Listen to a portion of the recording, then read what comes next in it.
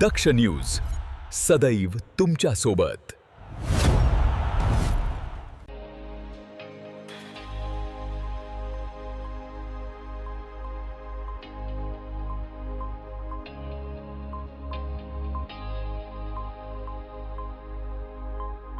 जिल्ह्यात सुरू असलेल्या अतिवृष्टीच्या पार्श्वभूमीवर जिल्हा प्रशासनाने आवश्यक ती प्रतिबंधात्मक उपाययोजना आणि मदत कार्य युद्ध पातळीवर सुरू ठेवले असून सध्या जिल्ह्यातील परिस्थिती नियंत्रणात असल्याची माहिती जिल्हाधिकारी आयुष प्रसाद यांनी पत्रकार परिषदेत दिली आहे। जिल्हाधिकारी कार्यालयात आयोजित पत्रकार परिषदेत बोलताना त्यांनी सांगितले की आज सकाळपर्यंत प्राप्त अहवालानुसार जिल्ह्यात 32 घरांचे नुकसान झाले असून इगतपुरी, निफाड, सुरगाणा आणि कळवण तालुक्यात त्याचे प्रमाण अधिक आहे। इगतपुरी आणि सिन्नर तालुक्यात प्रत्येकी एक व्यक्ती जखमी झाली असून सुरगाणा तालुक्यात 2 गोठे आणि झोपड्यांचं नुकसान झालंय। बागलाण तालुक्यातील अजमेर सौंदाणे येथील शेतकरी समाधान साहदू पवार यांचा शेती पंप सुरू करताना विजेचा धक्का लागून दुर्दैवी मृत्यू झाला असून संबंधित घटनेचा पंचनामा सुरू आहे। इगतपुरी तालुक्यातील आंबेवाडी येथे मुसळधार पावसामुळे भूस्खलन होऊन शेतीचे मोठ्या प्रमाणावर नुकसान झाले आहे। वनपट्टा क्षेत्रातील सुमारे 8 शेतकरी आणि 15 हेक्टर तर खासगी क्षेत्रातील 40 शेतकरी आणि 65 हेक्टर क्षेत्र बाधित झाले असून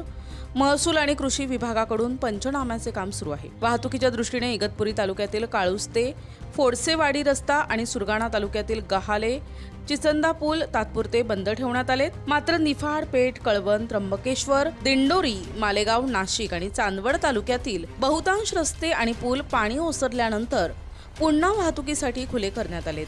तसेच सापुतारा वणी मार्गावरील घागबारी परिसरातील अडकलेले अवजड वाहन हटवून एकेरी वाहतूक सुरू करण्यात आली आहे। आज सकाळी 9 वाजेपर्यंत नांदूर मध्यमेश्वर बंधाऱ्यातून 49,066 क्युसेक्स, दारणा धरणातून 8,858 क्युसेक्स, होळकर पुलातून 8,801 क्युसेक्स, चणकापूर धरणातून 7,591 क्युसेक्स आणि गंगापूर धरणातून 4,410 क्युसेक्स पाण्याचा नियमानुसार विसर्ग सुरू असल्याची माहिती प्रशासनाने दिली आहे। पूरस्थितीच्या पार्श्वभूमीवर निफाड तालुक्यातील सायखेडा आणि चांदोरी येथील एकूण 429 नागरिकांचे सुरक्षित स्थळी स्थलांतरण करण्यात आले असून त्यांची आवश्यक ती व्यवस्था प्रशासनामार्फत करण्यात आली आहे।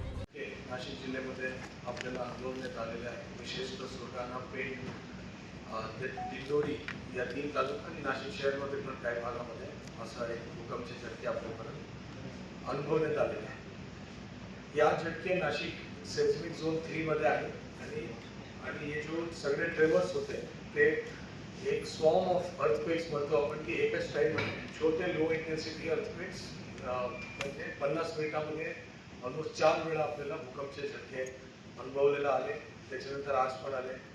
एक बेसिक ट्रेमर आपल्याकडे झालं की म्हणजे लो इंटेन्सिटी असलं तरी काही भागामध्ये त्याचा परिणाम फार जोरात आपल्याला काही लोकांना अनुभवण्यात आलेला असेल। याचं कारण आहे की ते लो डेप्थमध्ये होते, पाणीवर आज जमिनीमध्ये खूप मोठ्या प्रमाणात पाऊस पडला असल्यामुळे पाणी सॅच्युरेटेड आहे आणि त्यामुळे काय होतं की त्या ठिकाणी जे भूकंपचे झटके आहेत त्याच्यापेक्षा जास्त परिणाम त्या भूकंपाला त्या ठिकाणी होतात।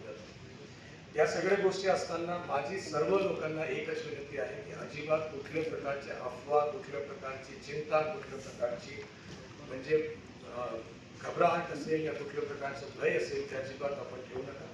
त्याचं मूळ कारण हे आहे की आपला जो म्हणजे त्याच्यामध्ये हे जो लो इंटेन्सिटीचा जो अर्थक्वेक आहे नाशिक जिल्ह्याला याला 1869 पासून म्हणजे आपल्याकडे रेकॉर्डेड आहे आणि एपिसेंटर होणं आणि लो इंटेन्सिटी अर्थक्वेकचे 1869 पासूनच्या आपल्याकडे रेकॉर्डेड हिस्ट्री आहे। याच्यावर विविध स्टडीज झालेले आपण कुठले इंटरकॉन्टिनेंटल प्लेट या कुठले मेजर याच्यावर नाही, आपण वेस्टर्न घाटचे जो खाली असलेला एक फॉल्ट आहे आपण एक फॉल्ट म्हणतो त्याच्यामध्ये त्याच्या जवळ असल्यामुळे त्या ठिकाणी काही प्रमाणात भूकंपचे झटके नाशिकमध्ये अनुभवल्याला येतात।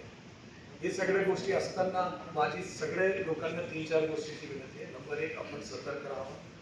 नंबर 2 आपले बिल्डिंगमध्ये कुठल्या प्रकारचे क्रॅक्स, कुठल्या प्रकारचे हे म्हणजे धोके झाले असेल तर त्या गोष्टी आपण तपासून घ्यावा, त्याला दुरुस्त करून घ्यावा। तिसरी गोष्ट आहे की यदि कुठलेही म्हणजे जो लँडस्लाइड प्रोन एरिया अगर असेल त्या ठिकाणचा आपण तपास करून घ्यावा की पाऊस आणि भूकंपामुळे लँडस्लाइडचे चान्सेस वाढू नये। याच्यासाठी योग्य तपास करून घ्यावा. यदि कुठल्या प्रकारचा धोका असेल तर ताबडतोब स्थानिक प्रशासनाला संपर्क करून त्या ठिकाणी आपण त्यांच्याशी एक वेळा बोलून घ्यावं. या सगळ्या गोष्टीशिवाय जो एस्केप ड्रिल असतो, विशेषतः मोठ्या बिल्डिंगमध्ये जे लोक राहतो या काम करतो, फॅक्टरी असेल, वसतिगृह असेल, आश्रमशाळा असेल, कुठलेही मोठे कार्यालय असेल, यदि आपण कुठल्या मोठ्या बिल्डिंगमध्ये राहतो, काम करतो, त्या ठिकाणी एस्केप रूट्स वगैरेवर कधी कधी लोक सामान वगैरे ठेवतात, ग्रिल्स बंद लॉक वगैरे करून ठेवतात. या सगळ्या गोष्टीला मोकळा करून घ्यावा एक्झिटला आणि ड्रिल्स करा, जेणेकरून भूकंपचे झटके लक्षात आले, अनुभवात आले तो आपण ताबडतोब तिथून बाहेर पडू शकतो. तर या गोष्टीबद्दल अर्ली वॉर्निंग सिस्टम जो आहे त्याच्याबद्दल आपण लक्ष देऊ. या सगळ्या गोष्टी असताना मी आपल्याला विनंती करतो की कुठल्याही प्रकारच्या अफवा, कुठल्या प्रकारचे भय मध्ये आपण राहू नये. या सगळ्या गोष्टीचे एक तांत्रिक कारण आणि त्या गोष्टी आपल्या सर्वांना माहिती आहे आणि याच्यामध्ये चिंतेची कुठल्या गोष्टी नसेल तरी सतर्क राहण्याची गोष्टी नक्की आहे. आपण सगळेजण सतर्क राहा. प्रशासनाला या संदर्भामध्ये आपण सूचना दिलेल्या आहेत प्रत्येक ठिकाणच्या स्थानिक प्रशासनाला की ड्रिल्स मोठ्या प्रमाणात घ्या, की कुठल्याही परिस्थितीमध्ये भूकंपचे झटके आले बाहेर कसा निघायचा आहे. एक्झिट रूट्स मोठ्या बिल्डिंगमध्ये विशेषतः क्लिअर करून घ्या. ज्या बिल्डिंग इमारती धोकादायक आहे, जो रेड मार्क आहे, त्या ठिकाणी कुठल्याही व्यक्तीने राहू नये.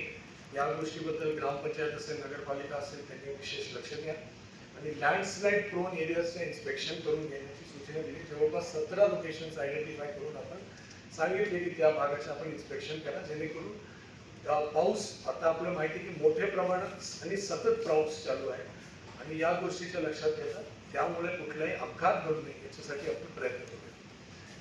मागच्या पाणीचे नुकसान एक दुर्दैव घटना आपल्या बागलाण तालुक्यामध्ये झाली, ज्या ठिकाणी इलेक्ट्रिफिकेशनमुळे शेती पंप, खासगी शेतावर शेती पंप चालू करताना तिथे शॉर्ट सर्किट लावून एक व्यक्तीची मृत्यू झाली, दुर्दैव मृत्यू झाली.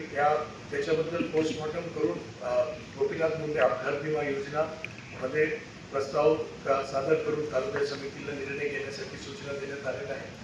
त्याच्याशिवाय जो घर वगैरे कोसळली म्हणजे त्याची काही माहिती आहे. जवळपास 14 घरांची नुकसानची माहिती आहे. एक ठिकाणी 15 हेक्टर जो वनपट्टे धारक होते इगतपुरी तालुक्यामध्ये, तिथे त्यांच्या शेतावर वाहून म्हणजे माती दगड आला असल्यामुळे या ठिकाणी काही प्रमाणात नुकसान झालेलं आहे. 65 हेक्टर पीक शेताचं नुकसान म्हणजे शेत वाहून जाणे यासारखं नुकसान 65 हेक्टर क्षेत्रावर झालेलं आहे. आणि या सगळ्या गोष्टी असल्या तरी आपण सर्वांना स्पष्ट सूचना दिलेली आहे. पूर्ण प्रशासन अलर्ट मोडवर आहे. मी स्वतः सगळ्या ठिकाणी भेट देत आहोत आणि त्या ठिकाणी आपण लक्ष देत आहोत. चांदोली सायखेडाचा जो विषय आहे त्याबद्दल जो तांत्रिक कारण त्या ठिकाणी आहे त्याची पण स्टडी इरिगेशन विभागांनी काही प्रमाणात केलेली आहे. तिथे फ्लड कंट्रोल मेकॅनिझम कसा करता येतो, फ्लड प्लेन आणि मियांडरिंग नदी असल्यामुळे त्या ठिकाणी आपल्याला कसं त्याचं नियोजन करता येतं त्याबद्दल योग्य नियोजन करण्याचा आपण पूर्ण प्रयत्न करणार आहे. या सगळ्या गोष्टी असल्या तरी आपलं हेही प्रयत्न आहे कुठल्याही प्रकारच्या अपघातातून घटना नाशिक जिल्ह्यात घडू नये. नाशिक शहरासाठी सतत पाऊस चालू असेल तरी होलकर पुलावर फक्त 5000 क्युसेक्स पाणी स्थानिक पावसामुळे आलेलं आहे आणि गंगापूर धरण आता 85% लेवल आपण त्या ठिकाणी कमी करून पाणी रिकामी करून 85% लेवलपर्यंत आपण आणलं आहे आणि पूर परिस्थिती येऊ नये त्याच्यासाठी बफर आपण क्रिएट करून ठेवलं आहे आणि 85% मध्ये 4000 क्युसेक्स गंगापूर धरण आणि 4000 क्युसेक्स स्थानिक पाऊस असं 9000 क्युसेक्स आहे. नाशिकमध्ये धोक्याची वेळ म्हणजे 19,079 एवढे क्युसेक्स पाणीवर धोक्याची घंटी सुरू होते. तर नाशिक शहराला आत्ताची परिस्थितीमध्ये कुठल्याही प्रकारचा धोका त्या फ्लडिंगची सिच्युएशन नाही आहे. काही ठिकाणी फ्लॅश फ्लड्स या पाणी साठा तयार होण्याचे कारण परंतु त्या ठिकाणी स्थानिक प्रशासन महानगरपालिका त्या ठिकाणी व्यवस्थित नियोजन करत आहे. जिल्हाधिकारी आयुष प्रसाद यांनी नागरिकांना प्रशासनाच्या सूचनांचे काटेकोर पालन करण्याचे, नदी, नाले आणि पूरग्रस्त भागांमध्ये जाणे टाळण्याचे तसेच कोणतीही आपत्कालीन परिस्थिती उद्भवल्यास तात्काळ स्थानिक प्रशासनाशी संपर्क साधण्याचे आवाहन केले आहे. करण सिंग बावरी, दक्ष न्यूज, नाशिक.